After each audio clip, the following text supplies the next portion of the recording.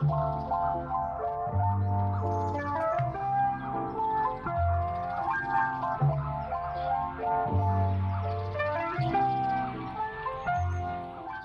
here. In this video I'm going to show you a start to finish time lapse of a French door restoration job I did recently. Apologies for the video, some of it might be in portrait, some in landscape like this, so sorry about that. But what I'm going to do now is give you a little whet your appetite so you can have a bit of a sneak peek of what's to come at the end. Boom, that's all you get for now. So yeah, you might have to stick around to watch the whole thing. But yeah, I go through, there's a door there, I go through, you know, wet glazing, changing some glass, how to replace glass in a door, yeah, and a lot of other sort of small how-to sort of things. So I hope you enjoy. Leave a comment below at the end if you have any questions, and don't forget to subscribe. I'd love the support on YouTube. So thanks again, enjoy the video and talk to you soon.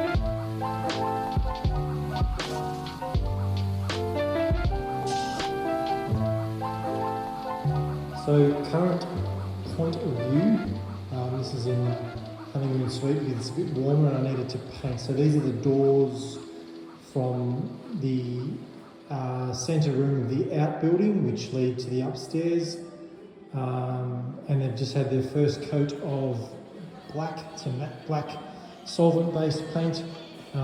This door I've ordered a glass panel for, lead time of a month. Double glazed panel, mind you. So, and this one has glass, but it's doubling as a workbench at the moment. So these are just swing shutters, decorative swing shutters that go on the front. There's one, and there's the other one that is resting by the nice warm radiator. So yeah.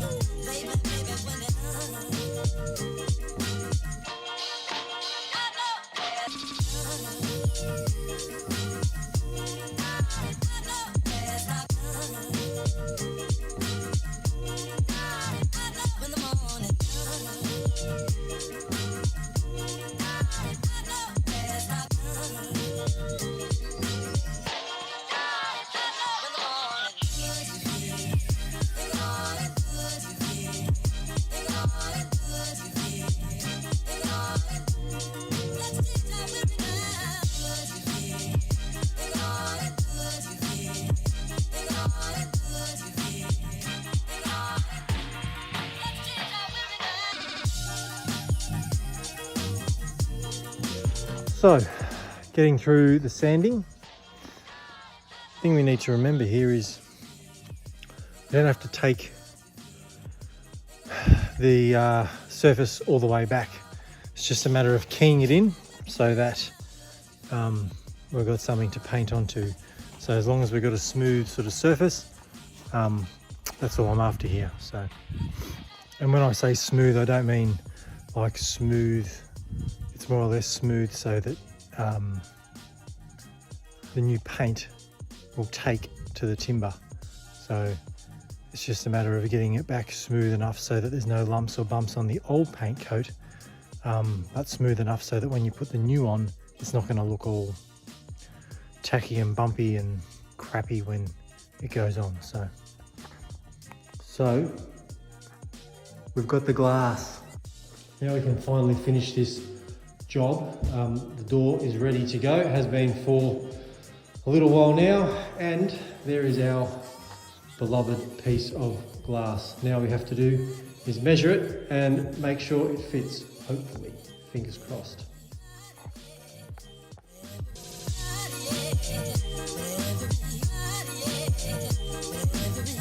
And what you want is a little bit of clearance in the size, so you want the glass to be maybe 5 mil shorter and all around.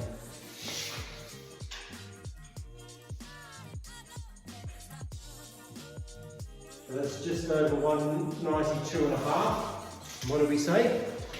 About 192. And the width, 48. That's just over 47, so we should be okay.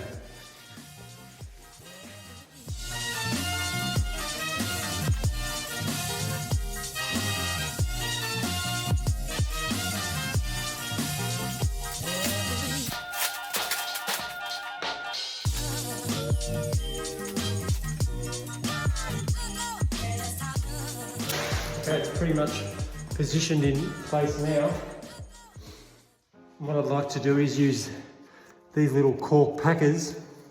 They're like buffers or something, and you can put them around the perimeter, mainly at the bottom, just so the glass doesn't slide down, because there is a bit of play around the perimeter of the door frame where the glass is. You stick these under the bottom just to give it a bit of support, and that way the glass panel stays perfectly even in the door frame opening. So a good idea when you're putting these in the bottom section of the door frame, just slide the glass towards the top, and that way you give yourself a bit of extra room to put these in, and then when it drops back down, it'll support it. So you want to use a few of these too, because they are quite soft. Normally I'd use this hard compounded rubber. I don't have any of that, so you just stack a few of these on top of each other, or you can even fold them in half, whatever you want to do, it's fine. So I'm just going to slide the glass towards the top. So that's fine, it's all the way there. Then I'll take 2 of these,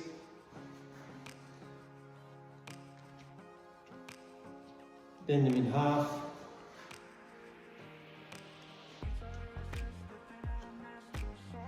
stick them in,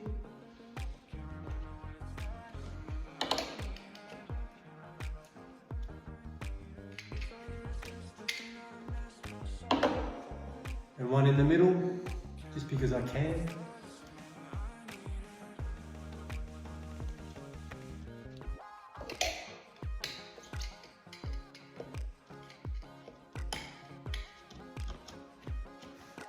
And there you can see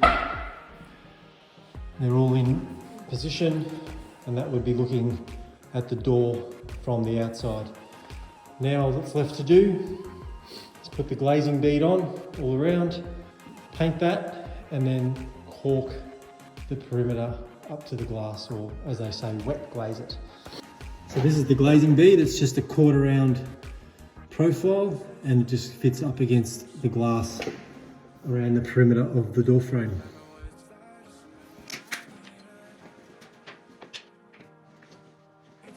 On the vertical sections, you'll see these have got hinges, and one side's got a little lug to clip in. We have to make sure these are on the right side so that the shutters that are over there on the sawhorses open the right way. So to do that and to remember, we just check the one that's already got it on it. If the hinges on this side of the door, the hinges on this moulding need to be on the opposite side. Now how I know that? Because it's on the other one.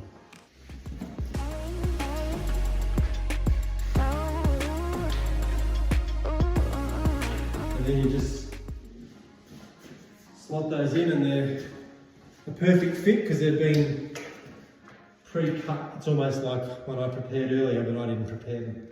So then you just bend them and twist them in.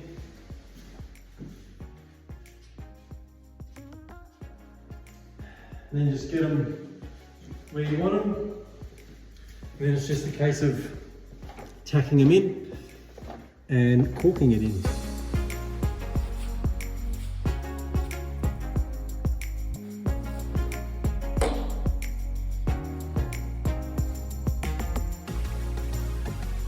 So to nail in this glazing bead, or fixing this glazing bead, I'm just going to use this little Wanheda cordless battery powered pin nailer. They take these 25mm headless pins and you get 10,000 in a box. They're 23 gauge or 0.6mm. Yeah, this has been a great little tool and great for just holding things in place. The model number's DPT353, made in Japan, if anyone wants to get their hands on one. So yeah, great little tool, can recommend.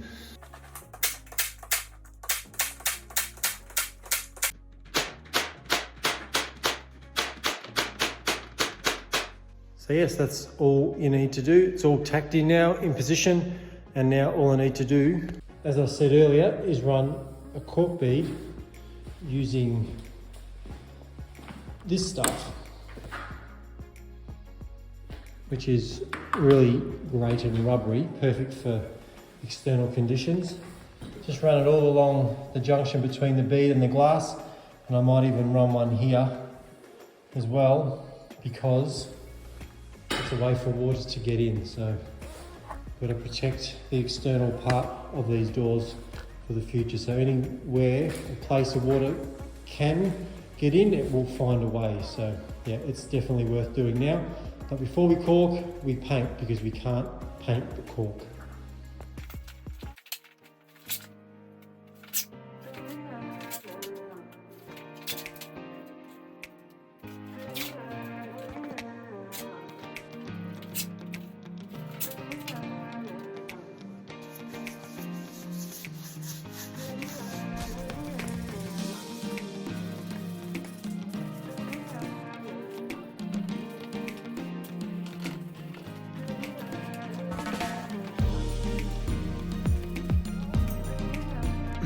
So that's one coat on the glazing bead. It's a bit streaky, so it's going to have to dry and receive a second coat. The other thing I need to paint is this. It's called a demold. On a door system, I would refer to it as a mushroom stop.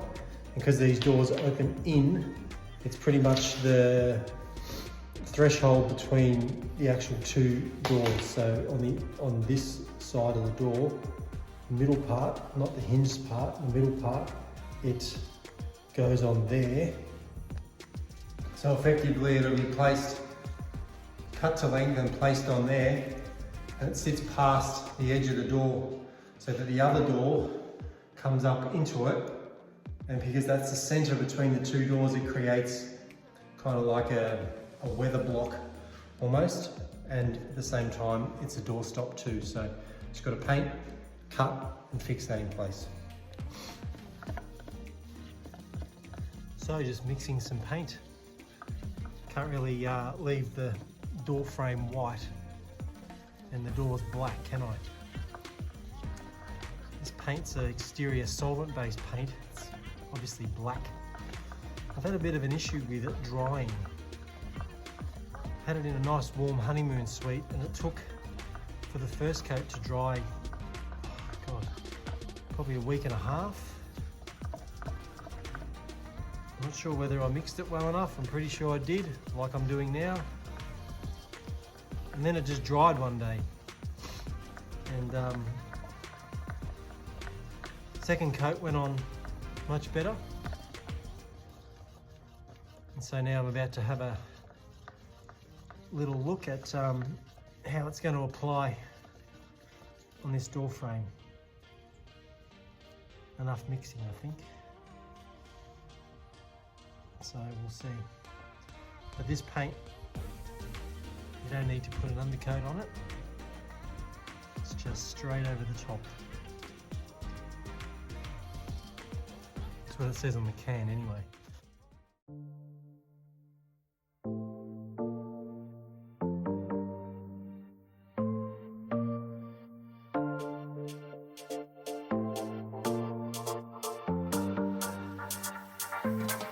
So I've got this piece of glassing, the glazing bead is installed, it's all painted, 2 coats dry, and now we're ready to wet glaze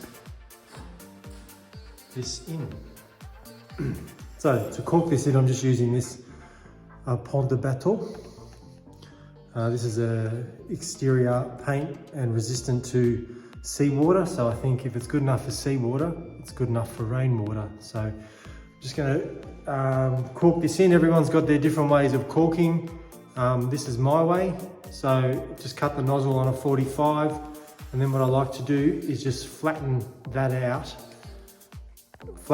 like so. So I've just tapped this side with a hammer, and that gives us more of a flatter bead rather than a bulbous bead.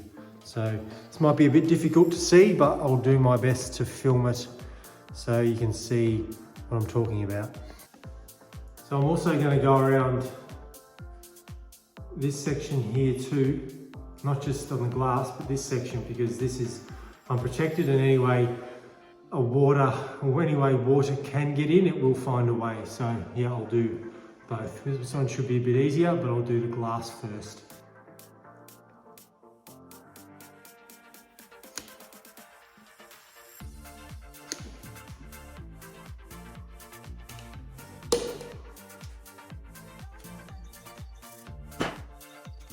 So ideally, when you caulk, you would start in the corner and work your way halfway across the whole length of what you're caulking, and then go back to the opposite corner and work back to the middle, and then finish the bead there. That way you don't have to worry about trying to finish the corners neatly.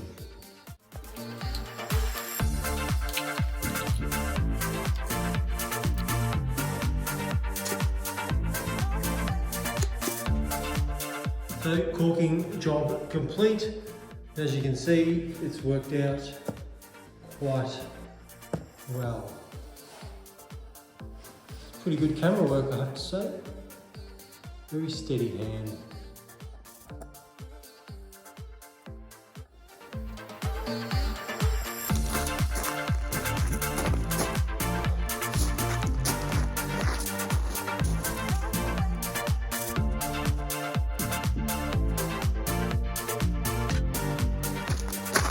So I already installed the other one, or just hung the other one because I forgot my camera. So anyway, we get to put the second one on now, and a few little hinge adjustments, and hopefully it all works out. By the way, I'm puffing because these panels have got double glazing in them, so all these doors have got double glazing in them, so yeah, pretty heavy.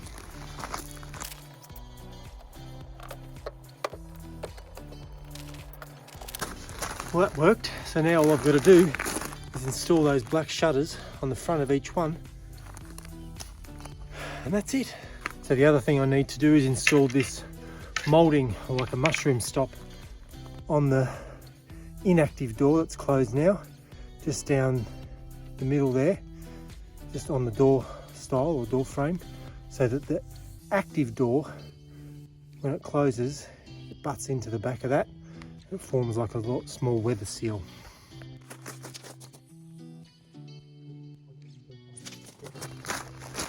$2175. So I've just got this stop here. I've put a bit of glue down the back just on one side, because the other side will be the exposed side and this will be the side on the wood.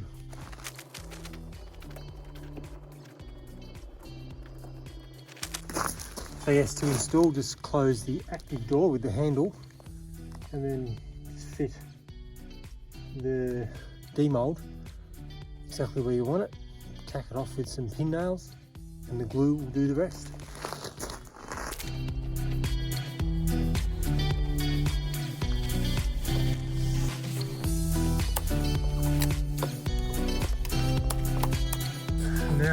as you can see, there it is there.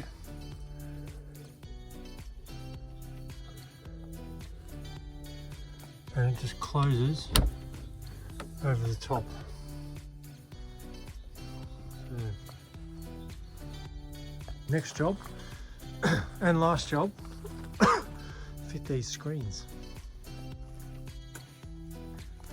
And to do that I need this bad boy here.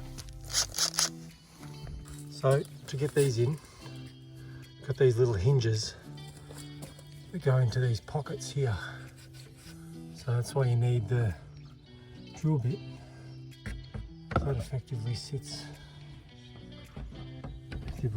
inside there. I'll just put it on and show you what I mean. You can see how they sit in there like that, and then all we need to do is put 2 screws in each one. Job done.